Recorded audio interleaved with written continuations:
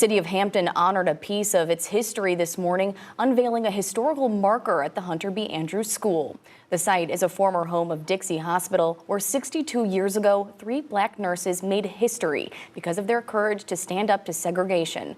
2 of those nurses are still alive and attended Saturday's ceremony. Our Mildred Berglund has a story.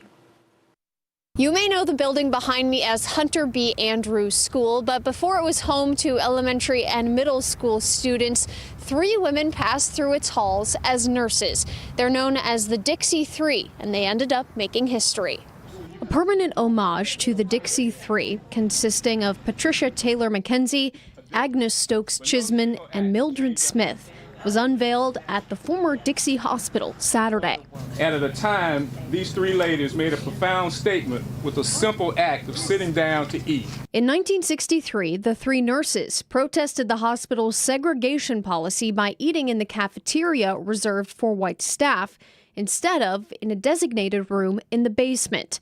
Dixie Hospital fired the trio. The nurses sued the hospital and won their case. They were reinstated with back pay. Remember, she was saying that they had problems at the hospital. Lafayette Chisman is Agnes Stokes Chisman's husband. He's one of many family members who attended Saturday's ceremony. He and other loved ones say it's a relief to see the 3 women honored for their brave actions. I can come down this boulevard anytime and stop and see a picture of this plaque they put out there. Tenacity that these 3 had was just priceless. Navy nurse turned film producer Denitra Hampton told the Dixie Three's story in a documentary. But she says the historical marker will tell the group's story to the next generation. So every kid who comes into this school will now know about the Dixie Three.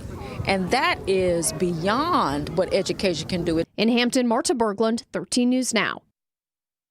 Hampton's film titled The Dixie Three, a story on civil rights and nursing, will air at Chrysler Hall in Norfolk on February 22nd.